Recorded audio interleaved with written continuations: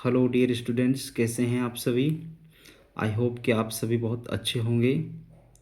और कविताओं की जो हमारी सीरीज चल रही थी, आज उसमें हम एक और नई कविता ऐड करने जा रहे हैं।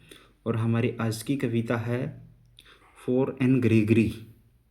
फॉर एन ग्रेगरी, और ये लिखी गई है विलियम बटलर येट्स के द्वारा, जिनको शॉर्ट में W. B. येट्स भी कहते हैं। फॉर एन ग्रेगरी नामक जो कविता है विलियम बटलर येट्स के द्वारा लिखी गई है, और बहुत ही छोटी कविता है। और इस कविता में हम देखेंगे कि ये एक कन्वर्सेशनल पोएम है। यहाँ से मैं अर्थ बताऊँ आपको। दिस पोएम, यह कविता है ए कन्वर्सेशन, यानी एक बातचीत बिटवीन, यानी बीच में, a young man and a young woman. एक यंग मैन और एक यंग वुमन के बीच में बातचीत है। What are they arguing about, वे किसके बारे में आर्ग्यूमेंट कर रहे हैं, बहस कर रहे हैं, वो हम इस कविता में पढ़ेंगे। तो ये कन्वर्सेशनल स्टाइल में लिखी गई कविता है। सबसे पहले जो स्टेंजा फर्स्ट दे रखा है, मैं उसकी राइम स्कीम की बात कर लेता हूँ आपके सामने। तो देखो, never shall a young man thrown into despair by those great honey coloured ramparts at your ear love you for yourself alone and not your yellow hair। तो देखो, मैन की ध्वनि है, उसको अपन मान लेंगे ए। मैन की ध्वनि को क्या मान लेंगे, ए मान लेंगे। फिर डेस्पेयर की ध्वनि है, उसको अपन मानते हैं बी, क्योंकि मैच नहीं कर रही है, और मैच नहीं कर रही है तो अपन उसको अलग मान लेंगे। कलर्ड की ध्वनि है, वो सी मान लेंगे, क्योंकि ये भी मैच नहीं कर रही है। फिर देखो, डेस्पेयर ईयर, डेस्पेयर ईयर, ये ध्वनि आपस में क्या कर रही है, मैच कर रही है, तो ये क्या हो जाएगा, बी हो जाएगा। फिर उसके बाद में देखेंगे अपन अलोन, तो अलोन की ध्वनि भी नहीं मिल रही है किसी से, तो ये क्या हो जाएगा, डी हो जाएगा। फिर हेयर की ध्वनि बी वालों से मिल रही है, डेस्पेयर ईयर हेयर, तो ये क्या हो जाएगा, बी हो जाएगा। तो मैं बात करूँ राइम स्कीम की, तो राइम स्कीम फर्स्ट स्टेंजा की,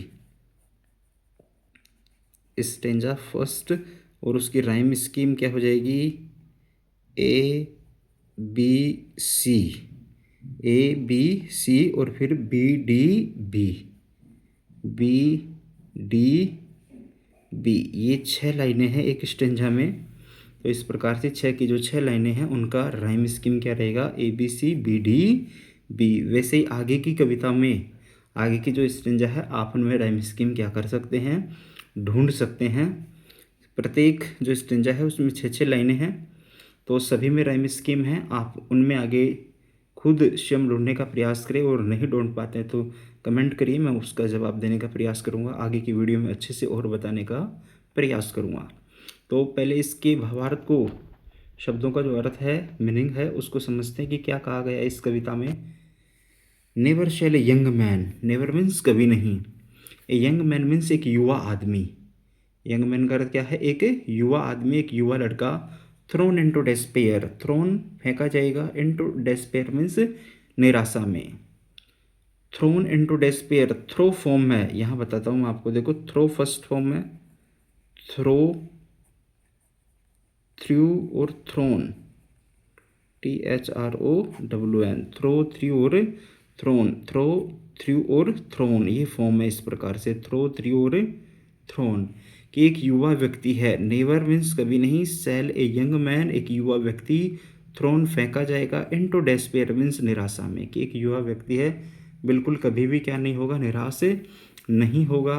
bye those great honey coloured, those means वो, ग्रेट मीन्स, ग्रेट का अर्थ वैसे महान होता है, लेकिन यहाँ कुछ अलग अर्थ है। ग्रेट हनी कलर्ड, हनी का अर्थ मधु, मीठे, शहद भी होता है लेकिन मधुकर से है यहाँ पर, कलर्ड यानी रंगीन, कि जो मीठे शहद जैसे रंग के जो बाल हैं, रैम्पार्ट्स हैं आपके, एट योर ईयर, कि वो जो बाल हैं आपके कानों का, की लटों के ऊपर आ रहे हैं, वो क्या कर रहे हैं, एक तरीके से रैम्पार्ट का काम कर रहे हैं।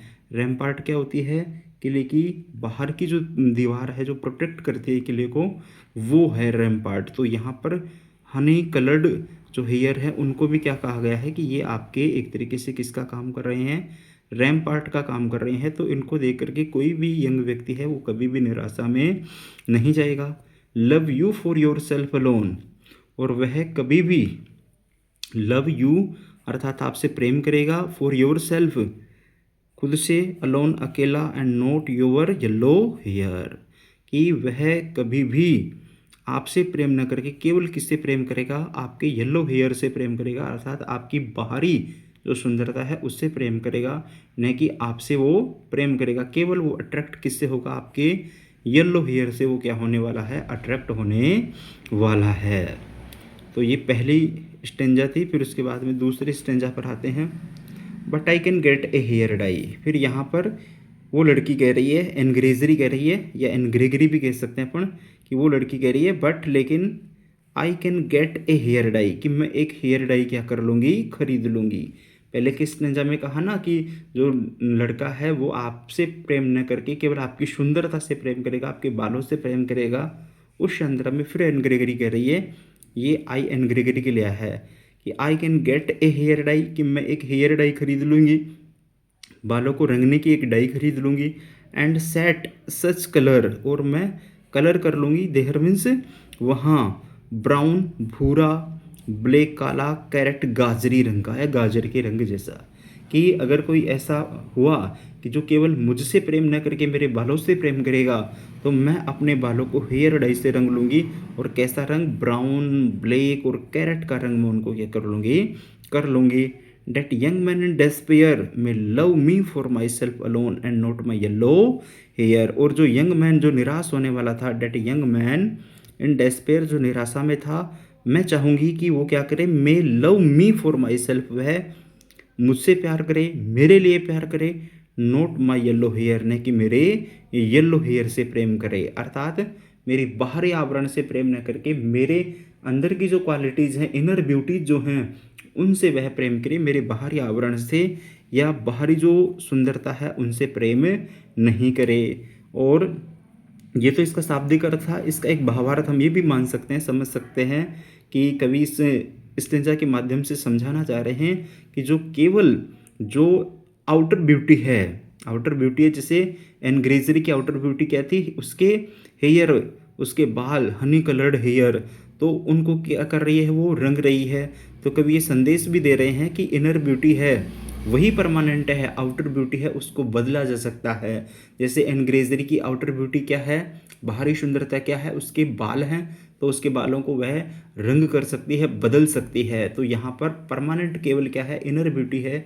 और हमें प्रेम किनसे होना चाहिए, इनर ब्यूटी से ही हमें क्या करना है, प्रेम करना है। अर्थात हमारी जो इनर क्वालिटीज़ हैं, व्यक्ति की कैरेक्टरिस्टिक्स जो हैं, उनसे ही हमें प्रेम करना है, बाहरी सुंदरता को देख करके प्रेम नहीं करना है। फिर आगे आ जाते हैं, इसका अंतिम स्टेंजा क्या कह रहा है।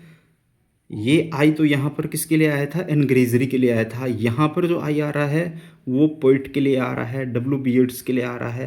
तो W.B. येट्स हैं एनग्रेजरी को समझा रहे हैं।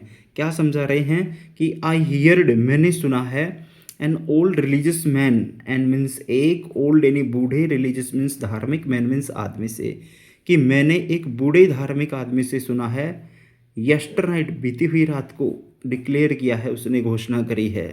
क्या घोषणा करी है, डैट की ही हैड फाउंड, उसने ढूंढ लिया है, ए टेक्स्ट यानी एक पाठ, टू प्रूव जो साबित करता है, डैट मीन्स की ओनली गॉड, केवल ईश्वर ही, माय डियर मेरी प्रिय, कुड लव यू, आपसे प्रेम करता है, फॉर योर सेल्फ अलोन, अकेले। अर्थात ईश्वर ही आपसे क्या करते हैं, फॉर योर सेल्फ अलोन, कि आपसे प्रेम करते हैं, and not your yellow hair, कि ईश्वर ही केवल आपसे प्रेम करते हैं, आपके बालों से नहीं। एकमात्र ऐसे कौन है, केवल ईश्वर हैं। बाकी इस भौतिक संसार में, इस जगत में, इस संसार में बाहरी आवरण से ही प्रेम करने वाले ज़्यादा हैं। केवल इनर ब्यूटी से प्रेम करने वाले कौन हैं, ईश्वर हैं। अर्थात हमारी आंतरिक क्वालिटी से प्रेम करने वाले, हमारे गुणों से प्रेम करने वाले केवल कौन हैं, वो ईश्वर हैं। बाकी सब येलो हेयर अर्थात पीले बालों से, सुनहरे बालों से, अर्थात हमारी बाहरी जो आवरण है उसको देख करके ही प्रेम करने वाले लोग अधिक हैं।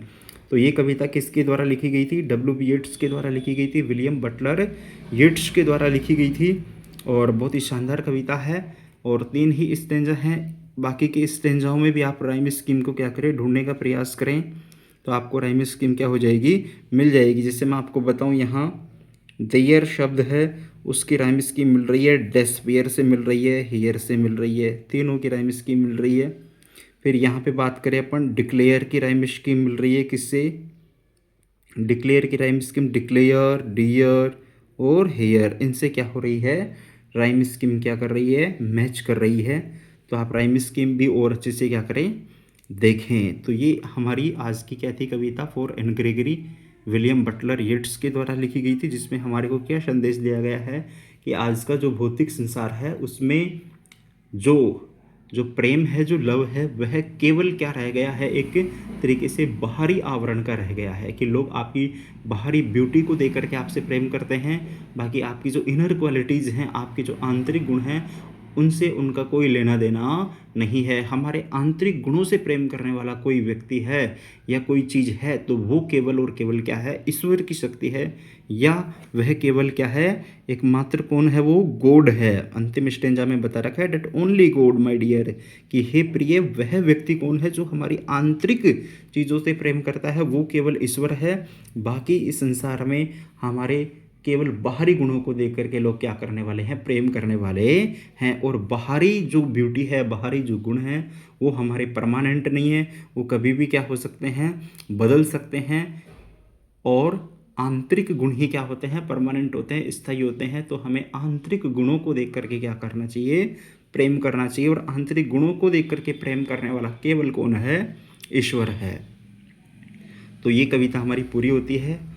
आगे हम फिर कविताओं की सीरीज़ को जारी रखेंगे, बची हुई कविताएं पढ़ेंगे। आज के लिए इतना ही। Thank you.